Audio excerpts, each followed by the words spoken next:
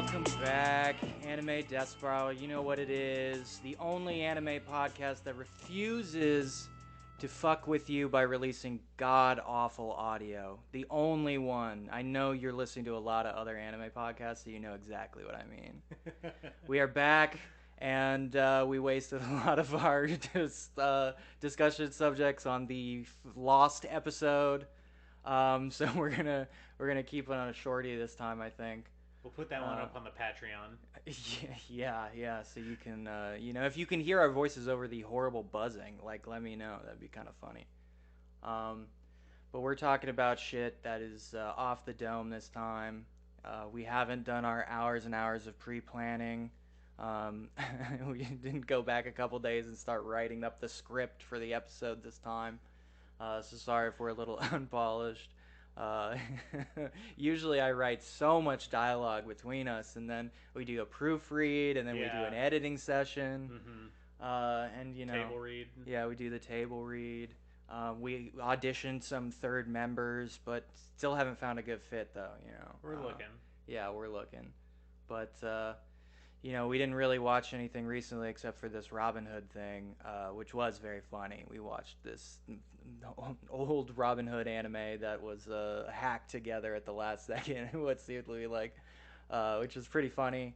Robin Hood no Daibuken. I think the English translation was The Great Adventure of Robin Hood. It's a kids cartoon. They made a bunch of these things in the 80s. Based on all types of European mid-century pastoral novels and shit. We talked about that.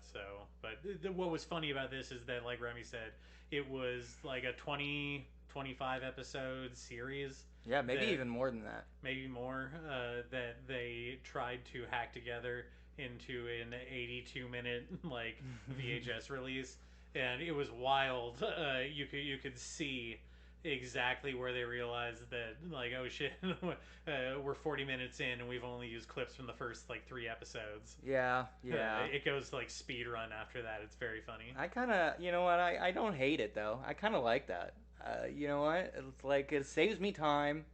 And it's kind of psychedelic in a fun way. They were predicting oh hey, kids are getting sleepy at this point. They're not paying attention. Let's just move along here. I actually watched the 3 recap original Gundam series movies, which have similar issues. But you know what?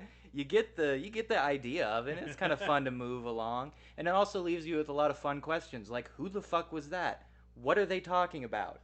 Where did that plot element come from? I'll never find out because I'm not going to watch 200 plus episodes of original Gundam, but I think that those Ava recap movies did it right. They just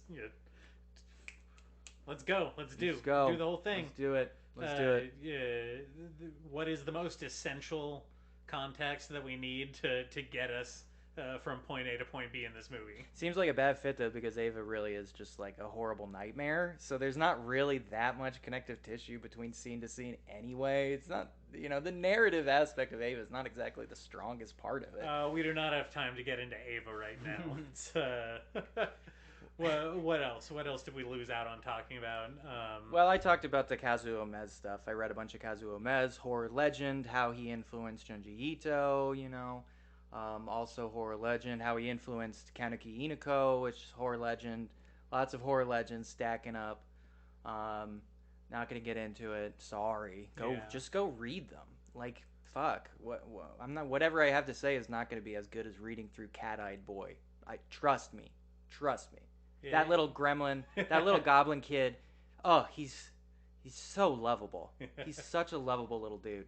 Yeah, if you're a fan of Junji Ito, definitely check out this guy's work. It's good looking stuff. Yeah, it's fucking kick ass. Well, also read Junji Ito and read Kaneko Inako. Yeah, yeah.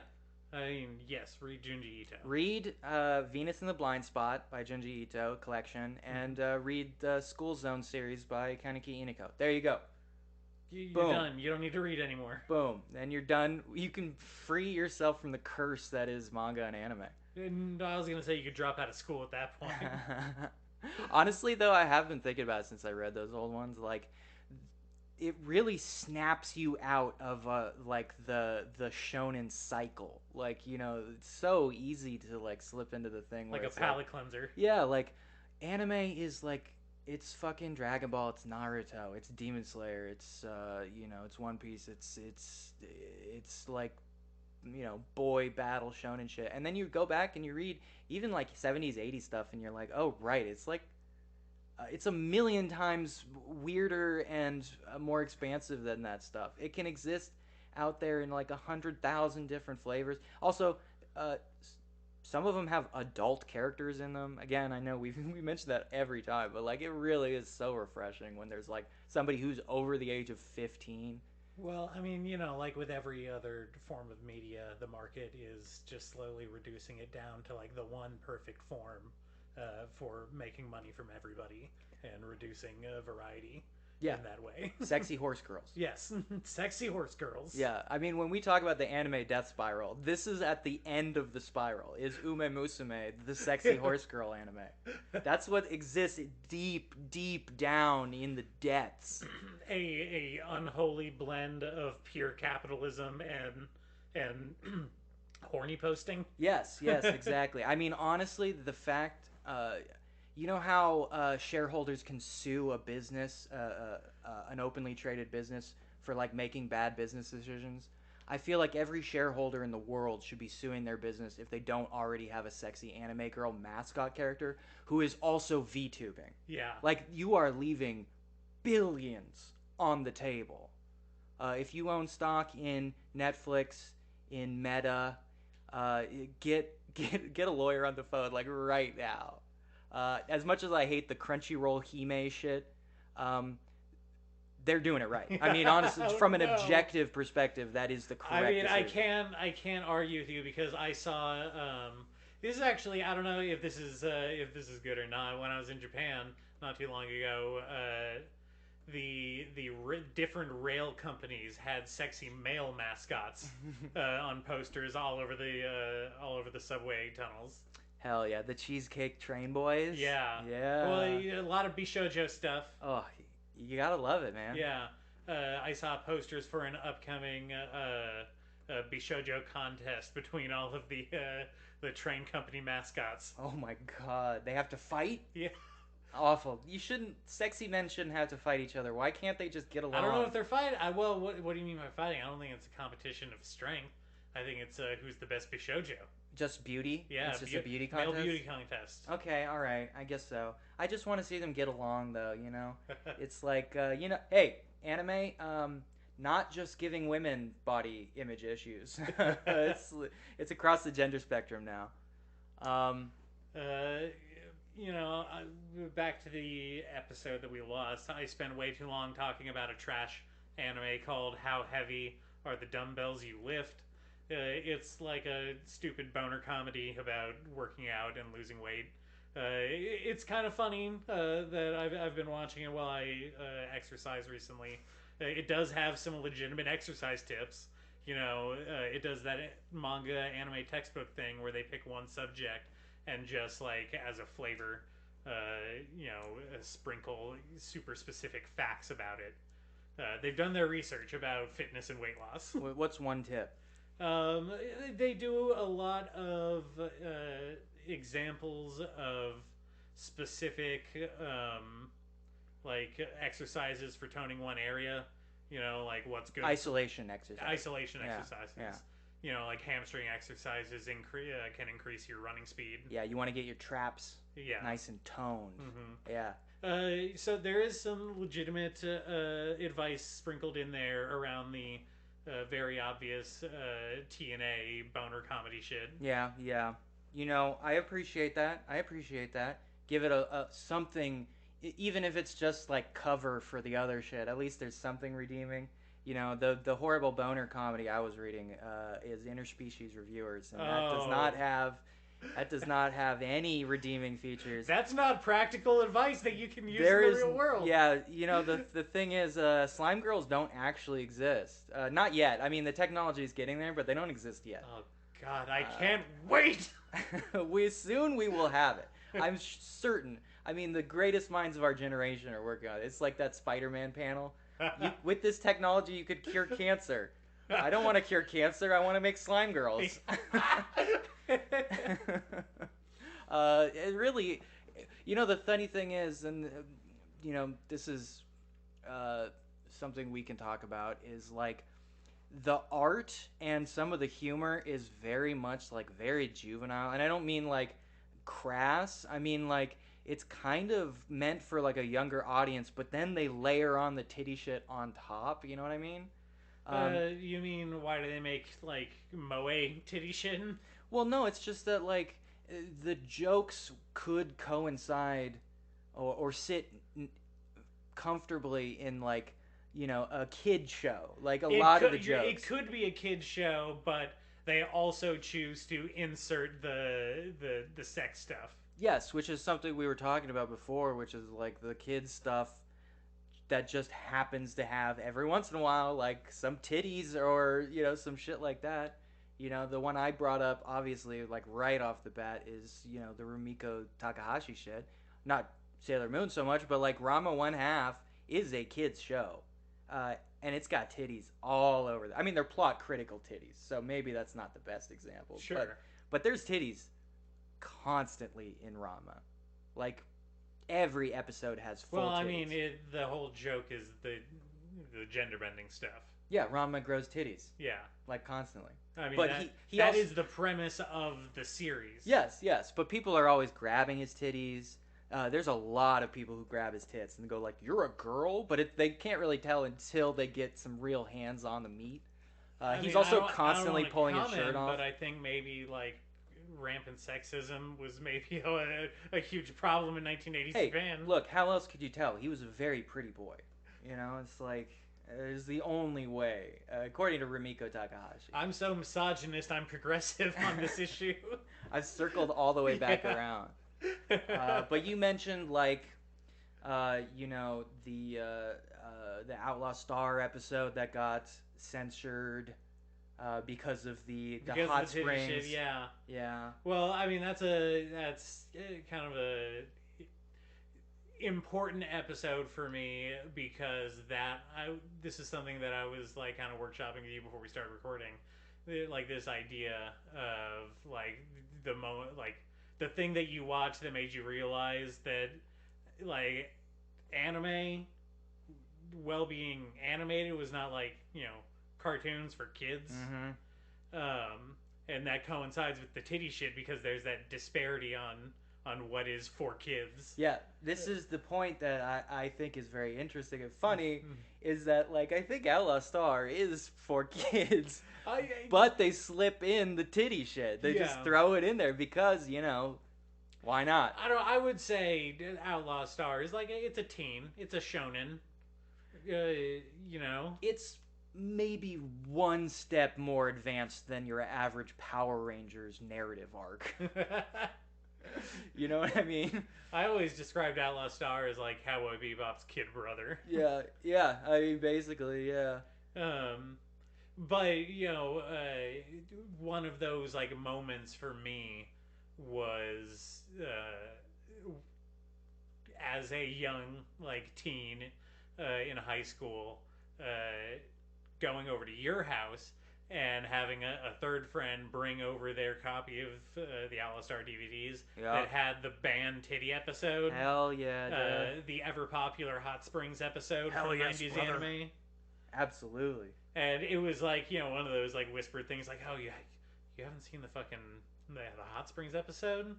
Oh yeah, they didn't play that on TV. Well, it's a big part of the anime childhood that we had, in that there was the air of mystique around Japanese cartoons because of stuff like the band episode, or hey, did you know they edited out Sanji's cigarettes in the broadcast version of One Piece? That's like the One Piece stuff is that's like pretty late.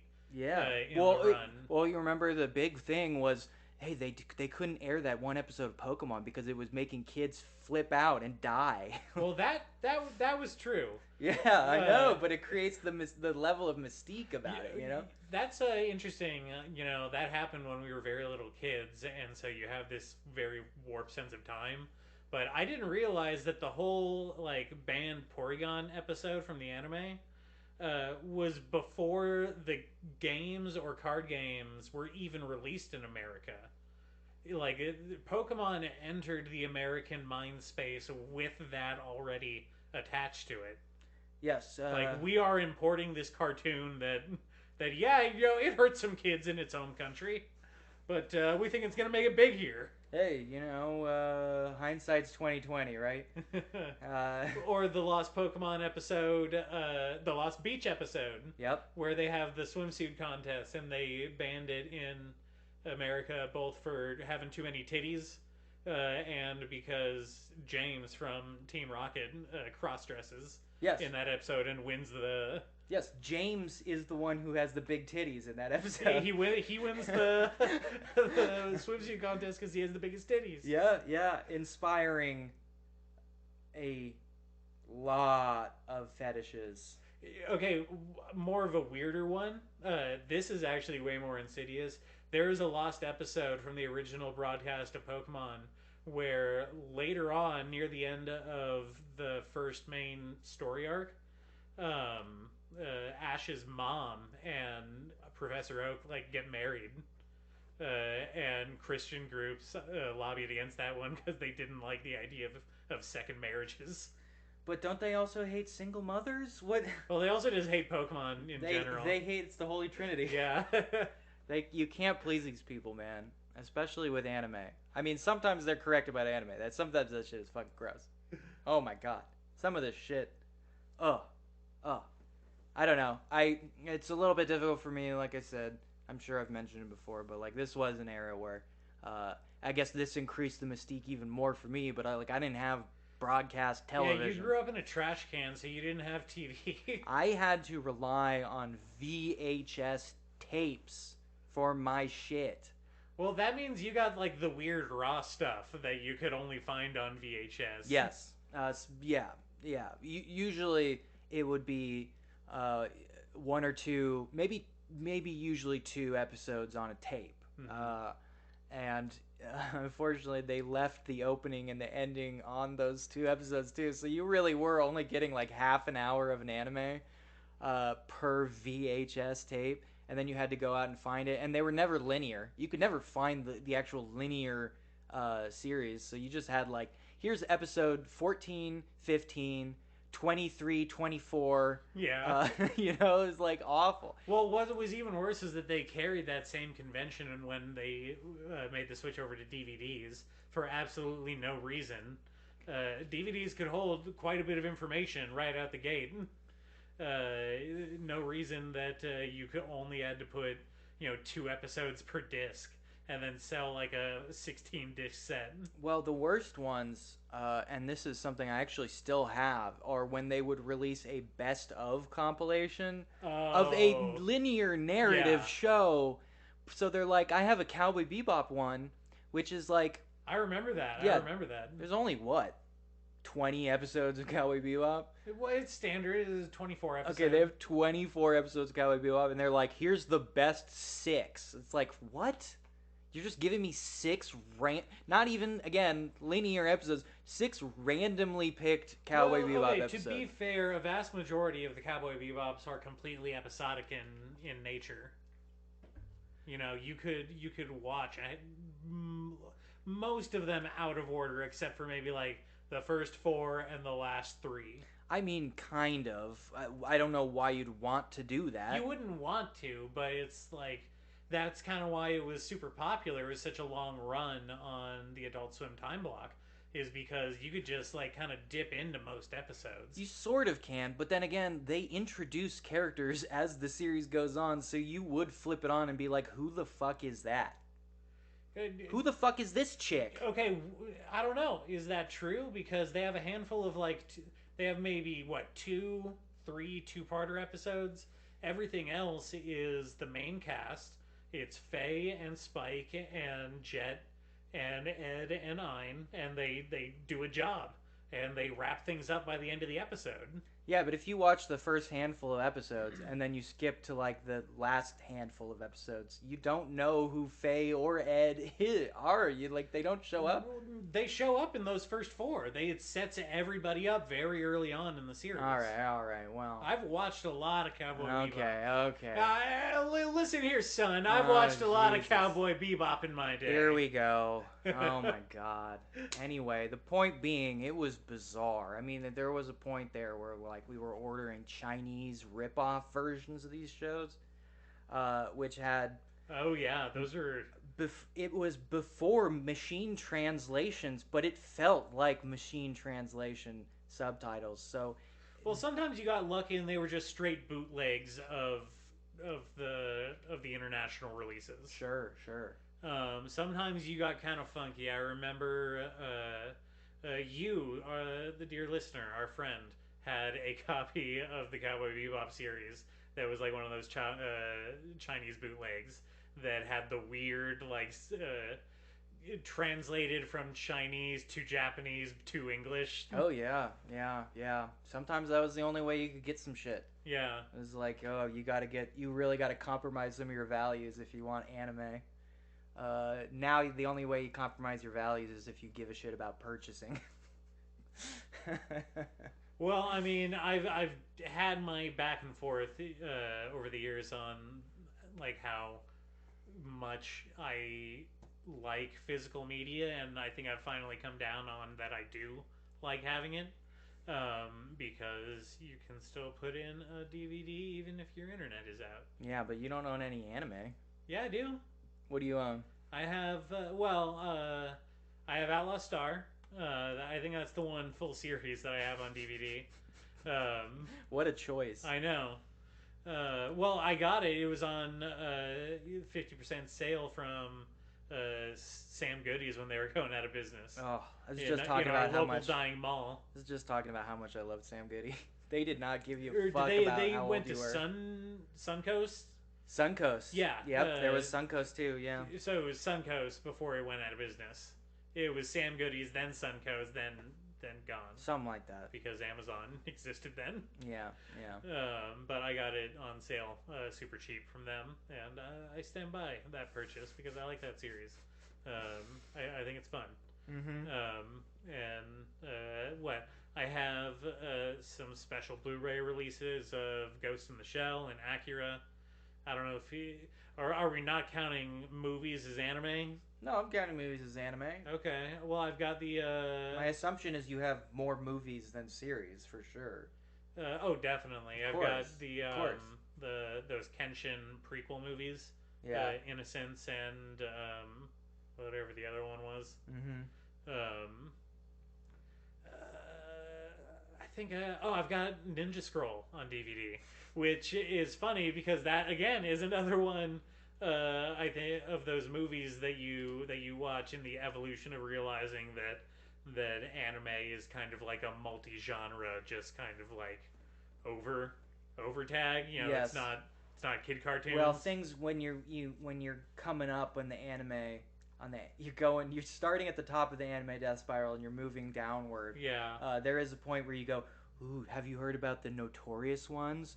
I hear like Ninja Scroll has like a bunch of titty shit in Let it. me tell you my journey. Can I tell you my specific journey? Absolutely, go for it. It starts with Pokemon and like we talked about the Lost Porygon episode. Yeah. And like wow, they're never gonna show this in America. It's a lost episode. And then from Pokemon, then you start watching stuff like Dragon Ball Z because that's what's on Fox Kids after school, right? Yeah. You watch Fox Kids for Dragon Ball Z, and then you switch over to Toonami to watch whatever depraved anime Cartoon Network decided to put out. Well, hey, Dragon Ball's plenty depraved. I mean, yeah, well, you get really into Dragon Ball. You fucking love Dragon Ball because they shoot fucking lasers out of their hands. Yeah, yeah. You're like, Bulma's really hot. And well, yeah. And then you start talking to some of the kids at school who maybe have like imported Dragon Ball Z tapes, and you're like, oh hey, did you know that there was an episode that they never showed? on TV where you see Bulma's tits. Yes, they sharked Bulma a couple times in Yeah. Dragon Ball. It's I don't know if they do it in Dragon Ball Z, but I no, remember they cool off by Dragon Yeah. Ball Z, but I there's remember- some titty humor in Dragon Ball. I remember very specifically, very early on, Bulma getting sharked out here. Yeah. Well, for me, the conversation was like, oh yeah, I love Dragon Ball Z. Like, oh, did you know that there was like an original series in Japan where they showed tits and stuff? Yeah, because Dragon Ball is a sex comedy, basically, about a small child. It's Journey to the West, but Yeah. like a boner comedy with a small child. See, that's one of the funny things about the translation in the transition into Dragon Ball Z is like, you could very clearly be like, why is there like a fucking pig man? Yeah. That's so random. Why is that one guy like a Buddhist monk? I don't get it. But it was because of the Journey to the West. Became a vestigial element of Dragon Yeah. Ball. It's very funny. Also, R.I.P. to Bulma. She gets just absolutely erased out of that shit so fast. It's true. It's very unfortunate. Well, not very progressive of you, Toriyama Sensei. The fucking disrespect. Um, A lot like actually in Gurren Lagann, you know? Yeah. Don't have to get into it, but I was pissed off about that too. but back to my journey. You know, you start hearing about like oh, what, they have tits in cartoons? What's up with that? And then you kind of like, all this while we can't ignore the overarching blanket, the cloud that is Studio Ghibli, because Ghibli has been releasing major motion pictures in America for a long time at this point. Sure. Even in our young childhood, they were having, Even then. yeah. Well, you know, the American release, the famously horrible American release of Nausicaa, entitled Warriors of the Wind, Yeah. came out in like 88, 89, either right before or right after Akira, which is like, again, Akira, that was generating international buzz, even when it came out in Japan. I mean, yeah. Akira, I mean, it's you really don't even want to talk about Akira and Ghost in the Shell because that's it. That was anime forever, and it still is really. The shadow looms large, but like people's understanding of anime was Akira and Ghost in the Shell, and then Ghibli. Well, yeah, in terms of anime movies and like prestige releases. And you're like, I'm not gonna show my kid Akira or Ghost in the Shell. Yeah. What is this Ghibli shit? Well, so I was watching, you know, My Neighbor Totoro when I was a kid. That was like my favorite VHS in my grandma's house. I was watching Kiki's Delivery Service. Yeah. When it was they used to play that on Disney Channel. No titties in those. No. And then once you start exploring and you get the means to like kind of branch out in what you consume. You know how to unlock certain cabinets. Yeah, if you know what I mean. You get to high school and you have friends that show you the places to go and the places to be to see stuff that they don't show on TV. Which again, in that time, you're watching Toonami, you're watching Adult Swim, you're seeing some stuff. You're realizing that like, oh wow, this is obviously not for kids, but it's like a cool, fun adventure. Only the 4Kids releases were for kids. Yeah. Yeah. Well, you know, that's back to the censorship things, giving Sanji the lollipop, and they are called the company's called 4Kids. You could see it coming. I remember. I mean, come on. Nobody talks about Zatch Bell because it was incredibly forgettable. No, don't say that. See, this is like your One Piece thing. You realize Zatch Bell has like 600 chapters, right? Jesus, and it's still really? going strong. Okay, I'll take that back. I'm wrong. Don't. Also, that little dude is really cute. Zatch Bell he's a weird little cutie. He's a fucking also a little goblin. But they were doing the thing where they very awkwardly edited out like the machine guns in episodes to be like these weird bulbous laser guns. Yeah. Stupid stuff like that. Yeah, I mean, I do remember in the first few chapters of Zatch Bell, somebody straight up puts a 9mm to the heroine's head, just like chack. It's very, very funny. But then at some point you go over to a friend's house and they bring out some shit like Ninja Scroll, and you realize, oh shit, like this is good. This is beautifully animated. Who is this for? Because this is grotesque. It's pretty intense. And that's the point you realize that there's probably a lot more stuff like this that you are not seeing, that is not making its way over to our side of the ocean. And you're like, I need more. I need to know. I'm a disgusting little pervert now. I'm a disgusting little pervert now, and I need to know where the fucking sexy horse girl racing is. See, this is the divide that created the cultural divide. It's very hard to explain now that there is the anime cultural hegemony, but there was a subdivide of anime freaks when we were teenagers. Do you remember this? Where there were us, the good ones, the light side, who were ashamed of our perversions and tried to hide them. And then there were the weird little freaks who would wear their Naruto headbands to school and just flaunted it out and ruined it for the rest of us. I cannot stress that enough. Like, because of them, we couldn't even bring up the subject because we would be lumped in with the kids who were trying to bring their fucking katanas to school and shit. I remember I have a horribly embarrassing memory of going to see Steam Boy at the local art house theater. Good movie, though. Great movie, loved it. And then going home and one of my parents' friends being like, oh, was that one of them Japanimation movies? And, like, I was 15. I had a lot of hormones in me. Yeah. But just being, like, trying to suppress every muscle in my body from screaming, like, it's not Japanimation, it's anime.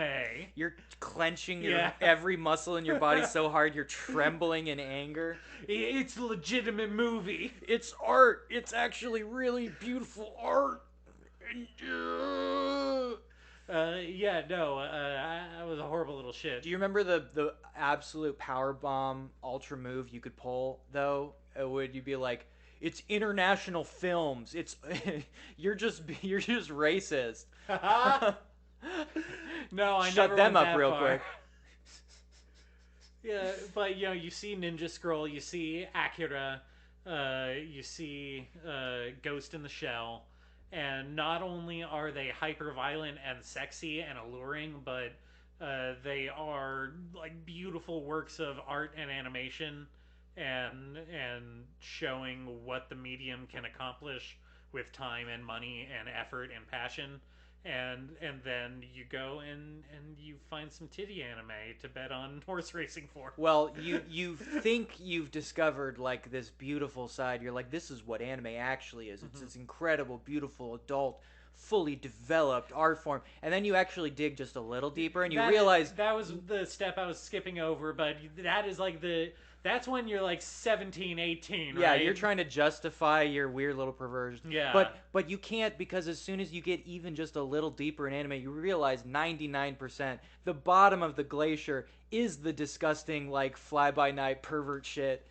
Just bargain bin animation. Well, okay, it's so just titty jokes and once shit. they realize the market because of people like us, because of the people that came before us, that showed that we would buy the good stuff and give the bad stuff a try because it was what was coming over, right? Yeah, try and try. And then at some point the internet just kind of happens. You end up watching random streams at 3 a.m. On Winamp TV, and they're showing like Love Hina reruns for like 14 hours straight, and you've got nothing better to do.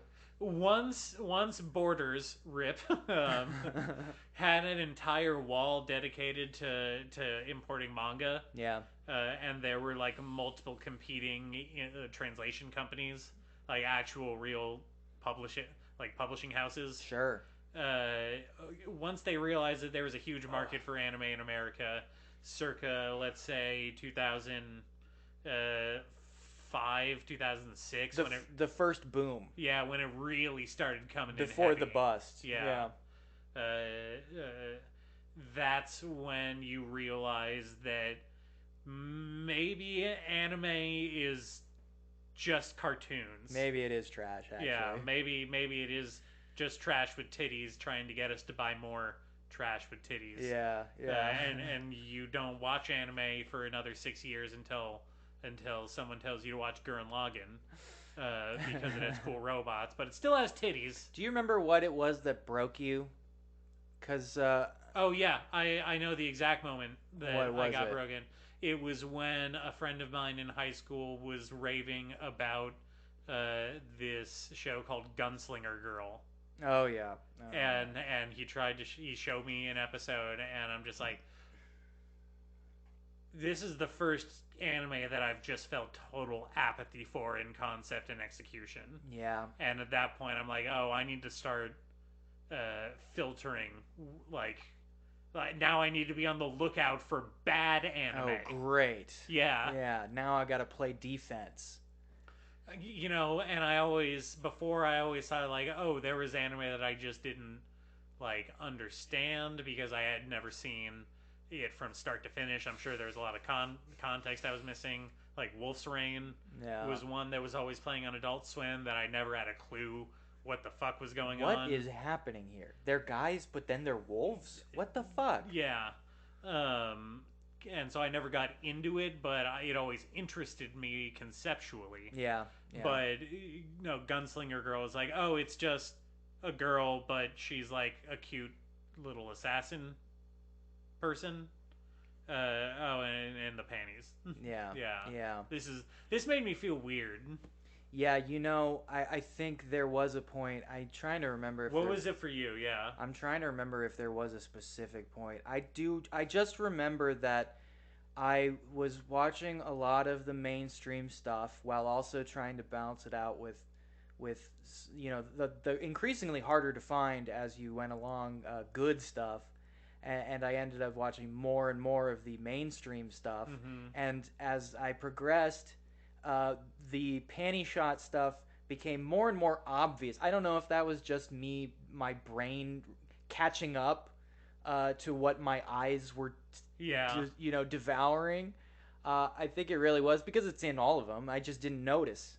But it became very clear to me probably around, when I was 14, 15, I think. I finally realized, especially, I remember watching I, My, Me, Strawberry Eggs about the man who has to pretend to be a woman so he can teach at a little girl's school. And the little girls keep falling in love with him, but they don't realize that he's a fully grown-ass man, and he keeps having real borderline experiences. And not only do they have incredibly bizarre fetishization of the little girls, they also do him too as a woman, and it's like, I remember watching that and going, what am I doing? What am I doing? Well, you had to take a long look at your life up to that point. I did. Like, why am I watching this shit? I mean, the Love Hina stuff too. Love Hina, Ah My Goddess, Chobits was a big turning point for me. I remember thinking, like, is this really it? Like, am I actually enjoying any of this shit? Is this something that I should be taking pleasure in? Even, I think at this point I'm just grasping at straws because I had such a strong emotional reaction at the beginning. In retrospect, for me, a lot of the series that I read, I have to go back and look at with the filter of me being a fucking hormone-driven, like 18, 17, 16-year-old. Walking it back. Yeah. Well, a lot of stuff that I agree now was not good, but I read it because it had, like, titty shit in it. There was a point in my life where I probably, like, so embarrassing to think about, but I probably went hard to bat for something like Elfen Lied. Like, yes. Oh man, no, you don't get it. Like, Elfen Lied is like really mature. You it's did like that incredible. to me. Yeah, I'm sure I did. And no, I was wrong. That's not good. No, we were just gobsmacked by the titties and the blood and like the violence in the first few episodes is very alluring. It's like teenagers who like stan A Clockwork Orange, right? Except that's like actually good. Well, yeah, it is good. It's a good movie, but it's a horrible personality for a teenager. Yeah, I mean, you probably don't want to be wearing your Clockwork Orange hoodie to school. I don't know. Seems bad. Yeah, not calling out any personal relations we may Wouldn't know. I don't know. I don't know. If you're doing that right now, you just stop. Take the advice. Don't do that. But so after that, after Gunslinger Girl, I really started toning down how much I was consuming. I was mostly keeping it to stuff that people I personally trusted their taste in was like really raving about. Mm-hmm. So I watched like Durabara later on when it came out. I was watching oh shit, what was that one about the train heist with the immortal people? Um, Oh yeah, Bacano. yeah, Bacano. Yeah. That was a good one. Um, it was also at that time that I started really getting into like American and European like alternative comics, reading a bunch of other stuff beyond anime. Sure. Sure. Yeah, Because it made you feel smarter. it absolutely made me feel smarter Yeah. to be reading like Paul Pope stuff. Yeah. Like, oh, you're reading One Piece. Paul Pope, Neil Gaiman. Oh yeah, Yeah. At a certain point, every young weirdo, nerd, goth discovers Sandman, And they're like, I'm really smart for reading this. yeah, this is what's the film term? Free production value. Yeah. At the time, I think we definitely diverged there because I never really gave up, but I did try to go into like I'm only gonna watch like movies, especially like anything that sounds weird. I remember like this is a period where I kind of stopped watching and reading stuff, but I would go out and like, oh, I found this copy online on a torrent somewhere of like Angel's Egg. I'm gonna get into this shit. This is gonna be fucking good. And then it was just like super fucking weird. And the weirder the better. I'm like, if it's weird, it's good. Yeah. Like that's awesome. So I think at that point I would say probably from like 2009 to 2015 I just didn't watch anime. Yeah. A sabbatical. Yeah. And then you showed me a little show called One Punch Man. Well, but you did watch Gurren Lagann, and that was like right before then, because Gurren Lagann was like, I don't know, 2012, 2013 or something like that. No, Gurren Lagann was like 2009. Oh shit, you're right. It was way before that. Okay, maybe I'm 20. No, because Bakano and Dura, those were later. So I would say probably from like 2011, 2012 to like 2015, 2016. Okay. Like 4 years. I just didn't watch anime. And then One Punch Man came out. You showed that to me. And then you also showed me Mob Psycho. Yeah. So you got the 1-2 punch from one. And I was like, I'm back in, baby. Hell yeah. This is it. And it's been a downward spiral ever since. I mean, that is it's a great lead in. I mean, the moment I do remember being like, I'm just gonna unashamedly be back into anime was Kill la Kill. I mean, I watched Kill la Kill and I'm like, this is with every possible flaw that anime can have and express. I unashamedly love Kill la Kill. Kill la Kill. I mean, well, you can't. I don't know about other people. I haven't had Trigger go wrong with me at all yet. I mean, they're killing it. You haven't watched SSS Dinaison. Okay, well, I also haven't watched Darling in the Franxx either. Although some people seem to be really into the anime about giant robots that you pilot with a sexy girl's butt. Yes, and 02, the off-brand power, basically. She's got the little horns. She has pink hair, though. That's pretty much the only difference. Mm-hmm. Yeah, I also skipped that one. I like most of their shit, though. But, like, Kill la Kill, I watched that and was like, oh, God. They still got it, baby. They still got it. Just a little side that I feel like I have no other good opportunity to get out. Kill la Kill is one of my favorite mistranslations in anime because it is a Japanese play on words which never ever fucking get translated properly.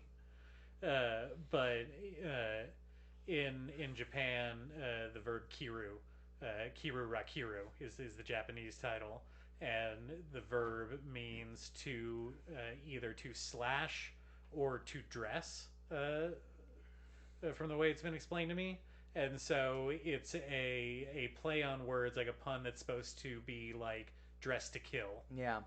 I would say something like, Kiruru uh, is a pun in something in a manga I'm reading, another trash rom com about an assassin girl and the love struck man who hires her to kill him. Very funny, very funny setup, right? I like that. Yeah, yeah. But she's called Kiruru because supposedly the pun is about killing him. So I think there is some kind of, but I don't know. I don't even pretend We don't speak to Japanese, speak people. Japanese. Sorry, Yeah, and I'm not going to. I'm not a professor of speaking Japanese over here. Yeah, sorry. Anyway, yeah. That shit is just. It was too potent. It got me fucking right dead center in the pleasure center of my brain. I couldn't ignore it. Well, it's So like hitting the fucking jackpot on a slot machine. Yeah, it is kind of one of the best decisions Netflix ever made, is buying that shit and putting it fucking dead center in the shows.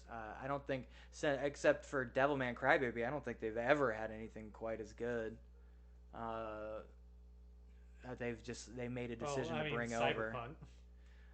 Cyberpunk is fucking great. Yeah, I guess so. Yeah. Get over it, babies. Cyberpunk is a great anime. Fuck, it rules. It really fucking rules. Whew, man. Now you're thinking about it. I am thinking about it. I Want to Stay at Your House has played so many times in my car, just over and over again, just tearing up. Oh, it's beautiful. Yeah, I guess we kind of diverted a little bit from our original premise, Yeah, but we're doing a bit of a freeform thing today due to technical issues. Technical issues. We'll be right back. Yeah. Yeah, but we're gonna keep it short this time, and I don't know. We'll try to redeem ourselves. No, I'm not gonna say that. I'm not gonna make any promises for the next episode. We can't redeem what we haven't gained yet. Yeah, it's impossible to say that there's gonna be a good one because I don't know. Yeah. Have we done a good one yet? But there is going to be another one. I'll promise you that, at least. At the very least. We'll come back. I'm going to finally finish 20th Century Boys. Going to have a lot to talk about there because holy shit, it's good. I will come back to you with a even greater extensive knowledge of trash rom-coms. Yeah, you're going to read some of those really disgusting ones. Yeah. I really wish I had put interspecies reviewers on there. What a missed opportunity. Still time. Yeah, well, but think about it as a bonus one. Well, I'm too busy betting on these horse girls. Is there any rom-com in that?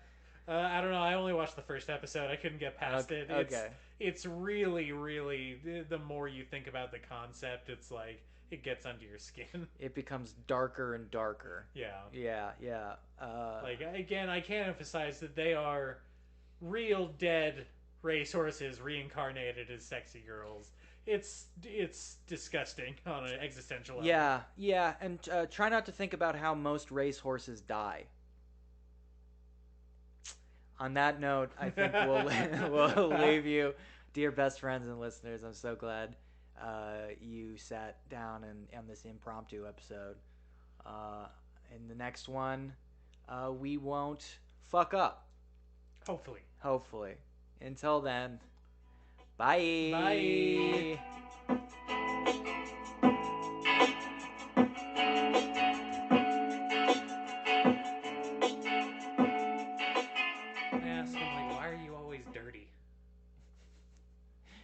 Ask a child why they're dirty. Can't just ask that. Didn't you read Peanuts? Nobody asks Pigpen why he's dirty. They just accept him for who he is.